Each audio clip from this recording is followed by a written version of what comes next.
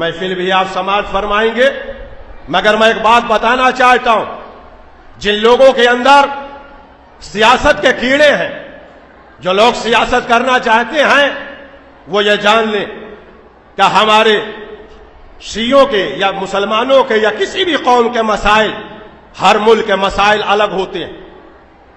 ہمارے یہاں ہندوستان میں بھی ہمارے مسائل الگ ہیں۔ جس آدمی کو بھی دیکھیے وہ یہ چاہتا ہے کہ ہم سیاست کریں۔ پہلی بات، ایک محفل بھی وہ کرتا ہے تو بورڈ لگاتا ہے کہ آل انڈیا محفل، جبکہ اس کو پتا نہیں کہ انڈیا میں کتنے صوبے ہیں۔ انڈیا میں کوئی اتنے، ہندوستان بہت بڑا ملک ہے، آج پوری کانگریس پورے ہندوستان کو کنٹرول نہیں کر پا رہی ہے، تو کوئی ایک ادارہ یا کوئی ایک انجمن پورے ہندوستان کے لیے کیا کر سکتے ہیں؟ لہذا شیعوں میں آج سب سے زیادہ بیماری ہے، اور عام مسلمانوں کے مقابلے میں شیعوں کا اسٹیٹس پولیٹیکل اعتبار سے سب سے گرتا چلا جا رہا ہے۔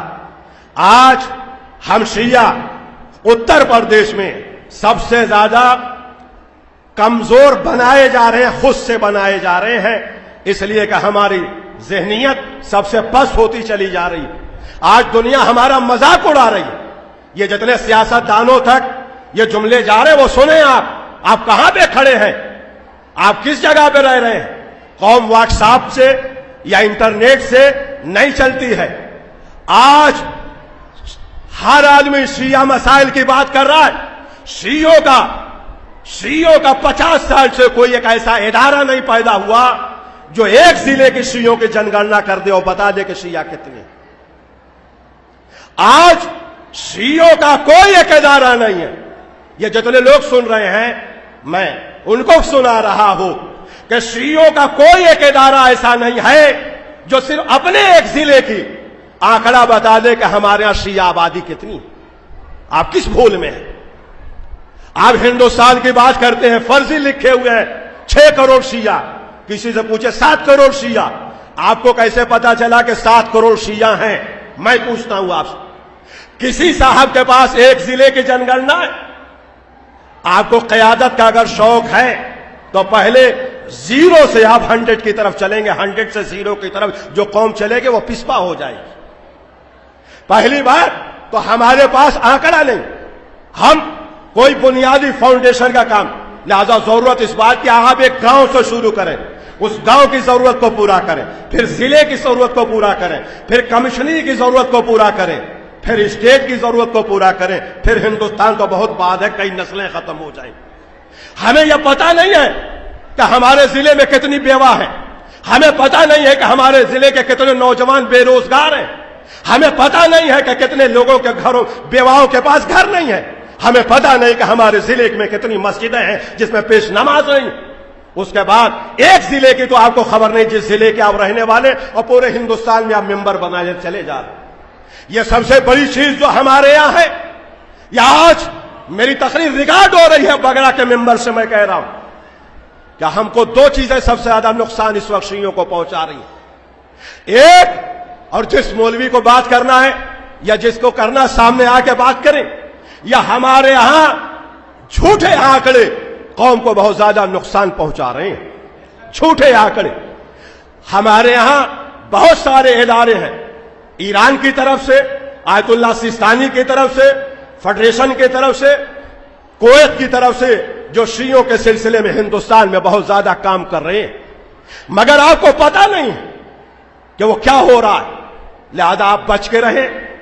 بہت زیادہ استعمال کیا جاتا ہے، کسی بھی مجلس میں، کسی بھی پروگرام میں، میں آپ کو رپورٹیں دکھا دوں، کسی بھی پروگرام میں کسی مولوی کو فوٹو نہ کھینچنے دیجیے، آپ اپنا بینر نہ لگانے دیجیے، یہ جھوٹی خبر دیتے ہیں، چھوٹی خبر ہے۔ کلچر ہاؤس سے جا کے پیسہ لیتے ہیں کہ ہم نے یہ ولی فقی کا پروگرام کیا، جنت البقیع کا پروگرام کیا، یہ کیا، جبکہ یہ ایک گلاس پانی نہیں پلا رہے ہیں، پانی دوسرا پلا رہا ہے، پروگرام دوسرا کر رہا ہے، اس پروگرام میں اپنا بینر لگا کے یا لاکھوں کا پیسہ لگا کے یہ اپنا مکان بنا رہے ہیں، اپنی گاڑیوں سے گھوم رہے ہیں، یہ سب مال حرام کا مال۔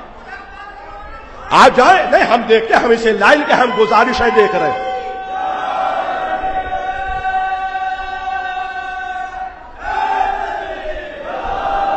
قوم کے مسائل بینر لگانے سے حل نہیں ہوتے، قوم کے مسائل پیدل چل کے قوم کے درمیان حل کرنے سے۔ آپ کس گاؤں میں گئے، کتنے شیعوں کے معاملات حل کیے؟ آپ کا نہ کوئی دفتر ہے، نہ کوئی کمرہ ہے، نہ کوئی کرسی ہے۔ اس کے بعد آپ پورے انڈیا کی بات کر رہے ہیں۔ دوسرا آدمی معیش فرار رہا ہے، اس میں آپ ایک نام لکھ کے ایوارڈ بانٹ رہے ہیں، نہ تمہارا پانی نہ تمہارا چائے ایوارڈ، اور پوسٹر میں تمہارا نام۔ آپ بغیر ایک چائے پلائے ہوئے اس طرح سے کام کر، آپ سیاستدانوں کے پاس جا رہے ہیں۔ میں کہہ رہا ہوں سارے مولویوں سے، آپ سیاستدانوں کے پاس جا رہے ہیں۔ کون سا سیاستدان ہے جو آپ کو بلاتا ہے؟ کیا حیثیت ہے آپ کی؟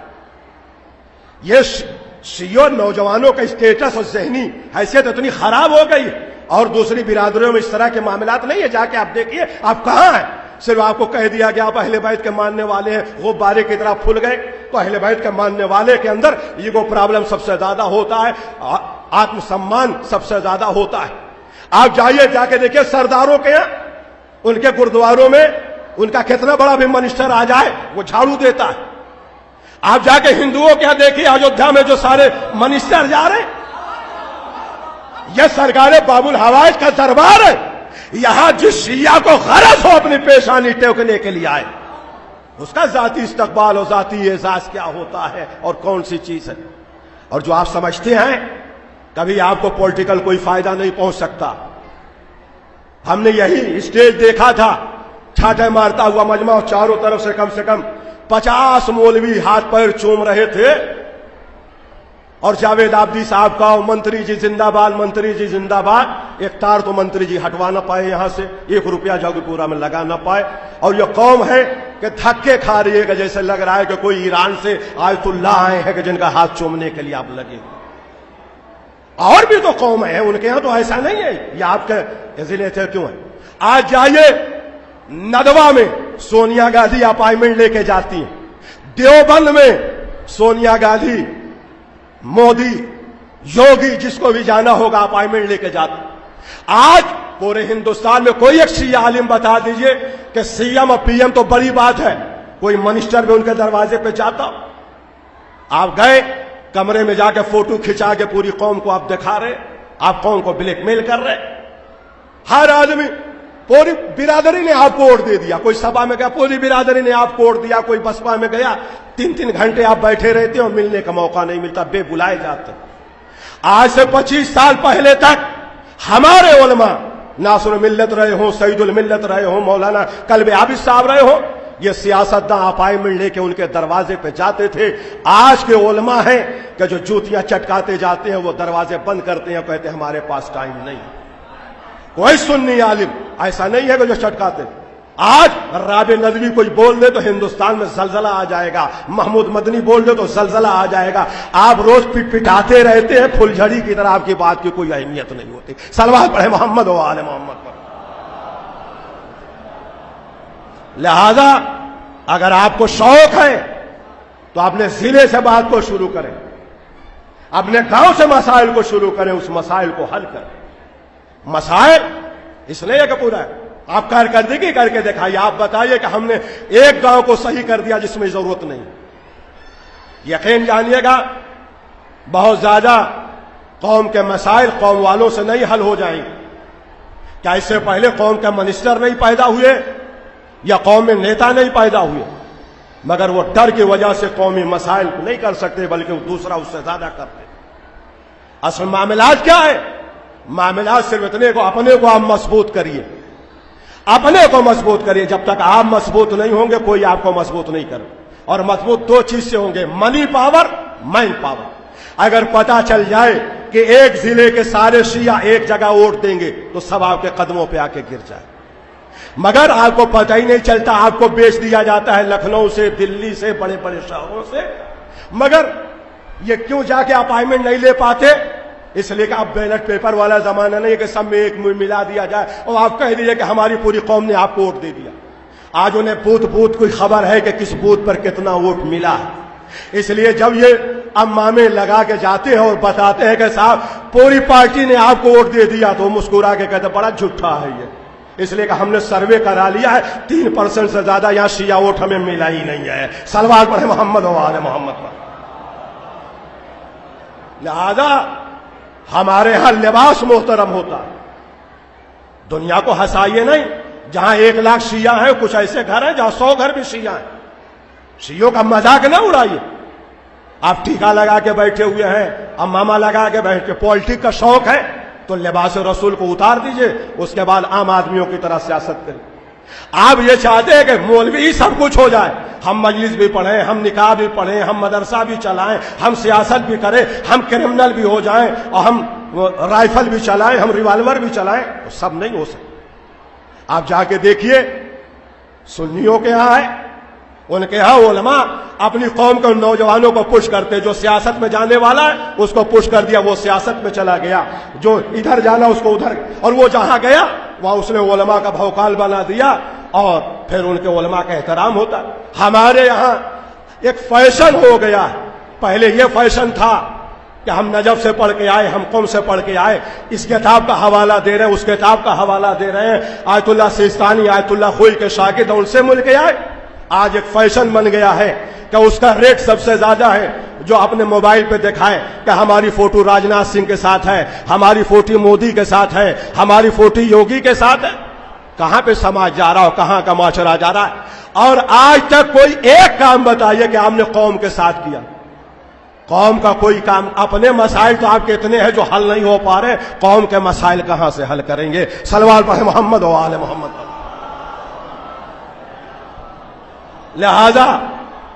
لہذا ایسا شیعوں کے سامنے کھائی نہ کھول دی جائے کہ پھر دوسری حکومت آئی یا کچھ آئی. یہ جمہوری ملک ہے تو ہم کچھ بھی کہتے رہے, ہماری کوئی بات نہ مانے, کوئی حکومت ہمارا ساتھ نہ دے گی, مارے جائیں گے, کچھ نہیں. یہ سب کہنے کی باتیں ہیں اور یہ سب غلط فہمیوں میں نہ آئیے.